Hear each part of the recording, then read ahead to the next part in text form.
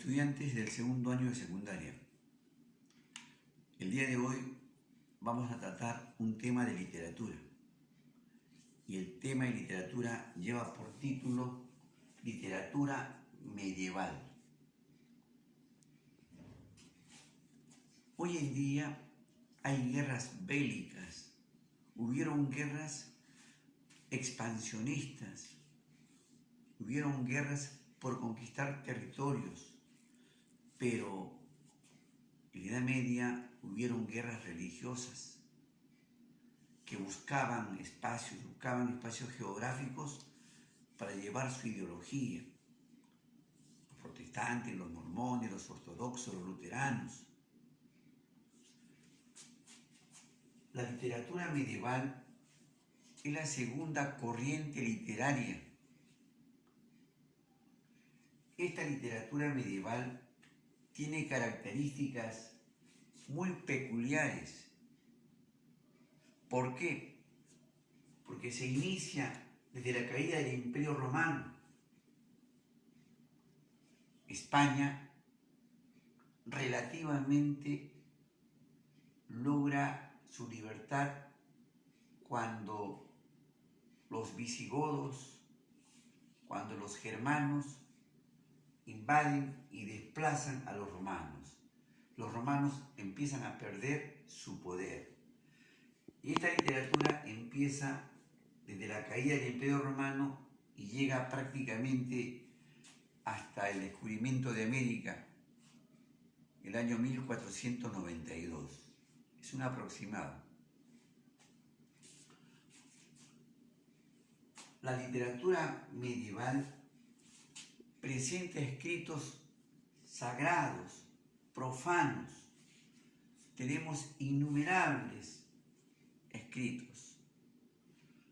Aquí, por ejemplo, se empieza a desarrollar una literatura de carácter anónima. Aparecen los juglares que eran cantantes, bailarines, eran polifacéticos, que recitaban en los parques. Los juglares se dividieron en dos grupos: el mestre de juglaría, que le cantaba al pueblo, y el mestre de clerecía, que le cantaba al Todopoderoso. El mestre de clerecía era el sacerdote, era el cura, era la autoridad de la Edad Media. Esta literatura se caracteriza porque nos hablan de un lugar determinado. Recordemos el poema del Mío Cid, que se desarrolla en España. Nos hablan del origen de una cultura. Veamos a la península ibérica, cómo después se transforma y se llama Castilla, luego español. Tenemos también un lenguaje, el lenguaje que se hablaba en la península ibérica, el vasco, el de Castilla, y luego el lenguaje, el latín vulgar, impuesto por los romanos. Hablamos también de géneros, los géneros literarios que se desarrollan, el género épico narrativo. Ejemplo, el poema del Mío Cid. La literatura medieval sigue avanzando y llega a una etapa en la que se transforma en una literatura religiosa, dominante. No se olviden que en esta época aparece el Tribunal de la Santa Inquisición, promovido por la Iglesia Católica, y una de las obras más grandes de esta época, tenemos Coplas a la muerte de su padre, del autor Jorge Manrique. Jorge Manrique fue un religioso que le escribe a su padre. También literatura de carácter religiosa, tenemos a la Divina Comedia, porque aquí aparece prácticamente el pre-renacimiento. Se quería volver a las épocas de la antigüedad. La literatura religiosa, cuando Dante nos habla del infierno, el purgatorio y el paraíso, y cuando Beatriz lo conduce a Dante y lo deja ante la Virgen María, y es ella quien lo lleva ante nuestro Señor Jesucristo, a Dante. Aparecen himnos de carácter religioso también. El clero católico era lo máximo en este tiempo. Nadie se podía oponer a lo que decía el clero. El clero era la autoridad máxima que por aquel tiempo, de alguna u otra manera, impidió el desarrollo de las ciencias.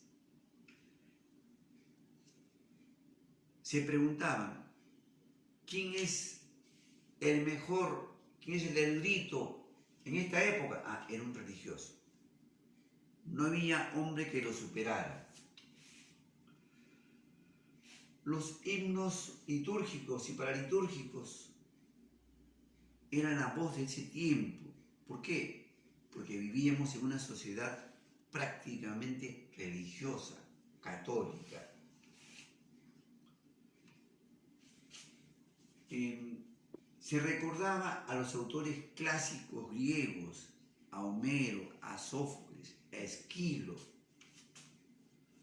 y los autores como Dante Alighieri, como Giovanni Boccaccio, que de alguna u otra manera querían revivir el pasado histórico que se dio en Grecia a través de sus obras. Esta época en literatura recordaba con ahínco el pasado literario que se llevó a cabo en Grecia y de alguna u otra manera buscaba imitarlo.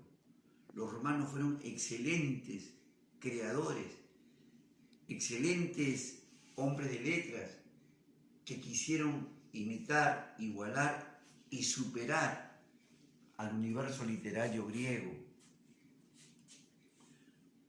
Si nos damos una ojeada a la Eneida de Ovidio, ¿no? Obras clásicas que en esta época se miraba con los ojos bien abiertos. Estudiantes, la literatura medieval es prácticamente la literatura de la Edad Media. Y cuando hablamos de la Edad Media, hablamos del régimen feudal. El feudalismo significaba el dominio de la tierra, de la agricultura. Y los máximos representantes de las propiedades eran los religiosos en aquel tiempo. Bueno, estudiantes del segundo año de secundaria, después de esta breve explicación, más con la ayuda del texto que les estoy enviando, ustedes van a hacer un trabajito muy sencillo y simple. Van a leer el texto, más van a escuchar el video que les estoy enviando y van a responder a cinco preguntas o a cinco, más práctico. Ustedes van a escribir 5 conclusiones sobre el tema que he tratado. Más práctico, ¿ya? El video más el texto que tienen allí. Hasta pronto.